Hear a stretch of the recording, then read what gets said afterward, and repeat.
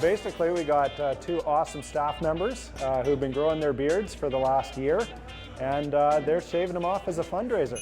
And I'm single, ladies. And I may be single after this. What we did is we took donations from the community, and the biggest donation got to pick what Alex got, and then a random draw from the rest gets to pick what Scott gets. The sparrow is like Jack Sparrow from Pirates of the Caribbean, Johnny Depp. Little soul patch here, and then two braids almost down from my beard there. Monkey tail is basically just the tail portion of the monkey coming down around the chin, up like a partial goatee, and then just ending on the other side of the mouth.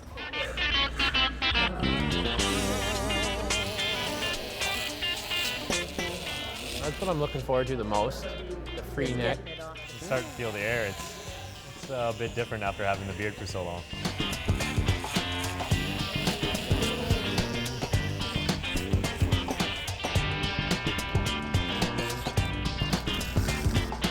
Couldn't really tell how big the beard was until I see how skinny my face looks now. It's amazing. You got dimples. I got dimples, you can see them. Everyone loves a good beard, and it's just a fun thing to do. So they're coming off for a good cause. We chose a random winner out of the hat, and that person decided they wanted me to have the monkey tail. We basically had the highest bidder choose what I had on my face. Two women donated $100, so it was a draw between the two of them, and the winning draw ended up being the sparrow, which I'm actually really happy about. I have long hair. I think it goes quite well with my look. No, it's all for a good cause.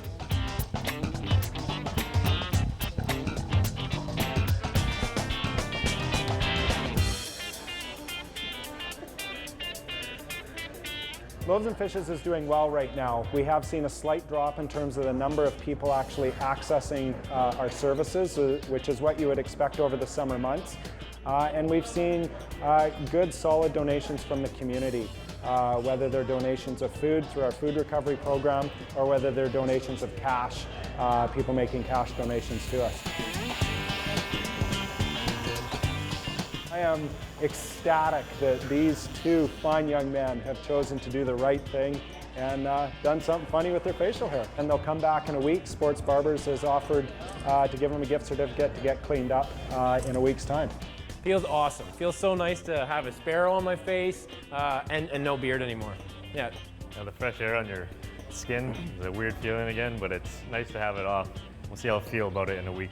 Remember, ladies, I'm single. You can get me at 555-FISH for Loaves and Fishes. Go interactive with Fiona. A lovely green and red plant that kind of looks like a bamboo. Could look nice in my garden. Or in a pot in my living room. Actually, not so much. This is knotweed, one of the world's most invasive species. Knotweed is a plant that's originally from Asia, so it's not native to our area here. And it's a fairly large perennial type shrub, which means it dies back in the wintertime. It grows very fast. It can put on about 4 centimeters of growth a day in the summertime. We're joined by Rob Lawrence, an environmental planner from the city of Nanaimo. Now, Rob, can you tell us a little bit about where we are?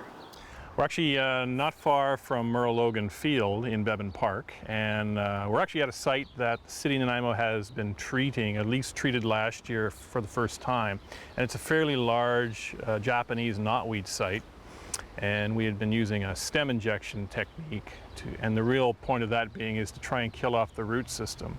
But as you can see, there's some sprouting, resprouting going on, and that just underscores one of the things we recognize is that this is a commitment for 3-4 years to come back and retreat or at least visit these sites to make sure that they're completely killed off. The other challenging thing with knotweed is it doesn't really spread by seeds. The main way that it spreads is through roots and stem fragments.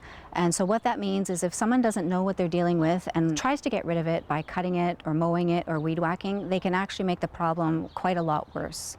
And in fact, a small piece of the stem can actually lead to a whole new infestation, even a piece as small as a fingernail size. And this is the thing about this plant as well, the ecological impact it has. It outshades and outcompetes basically any other plant in here. And over time, you lose a lot of that diversity that you would have in a forest or a natural area. It also can push through concrete, so it can cause real damage to septic systems, to foundations, to concrete areas. So it's an extremely tough plant. We've seen instances where it's actually starting to grow through asphalt in some of the roads that we have in the city here. But to be honest, even on private property and a lot, it can affect driveways, it can affect patios, it can affect foundations as well. There's a knotweed control program that's running in central Vancouver Island. So the city of Nanaimo, the city of Parksville, and the town of Qualicum Beach are all working together with the Coastal Invasive Species Committee. And we have a program to tackle knotweed this year. And so we're asking residents to report knotweed wherever they find it. And then there are, in some cases, for priority treatment sites, there can be subsidized treatment available. And knotweed's just one of many different invasive species. Yeah, it's important to know there's hundreds of different plants that come from different places around the world that we have in the city, and some are quite benign, some have a value that people have and cherish. But this particular plant, among others, are really a concern for us, and that's why we're making the effort to raise awareness and trying to eradicate the plant over time. Great. And for more information, people can visit the Coastal Invasive Species website. That's correct, yes. Great. Thanks very much, Rob. Thank you.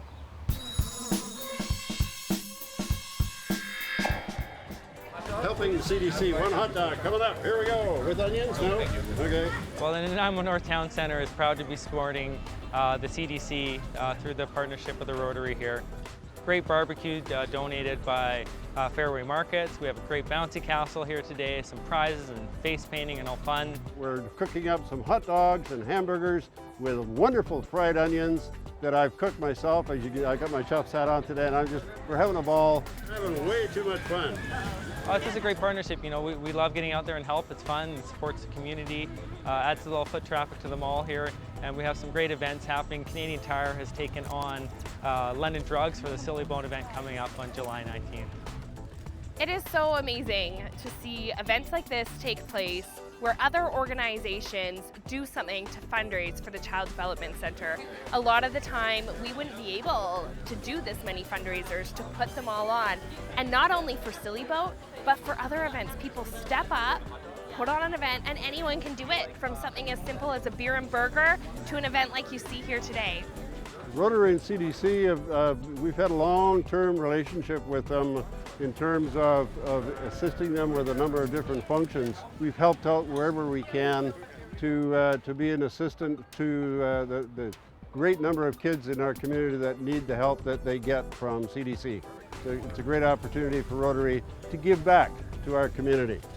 From birthday parties or lemonade stands to big organized events or golf tournaments, we are always happy to help and so fortunate when the community steps up to raise money for the Nanaimo Child Development Center.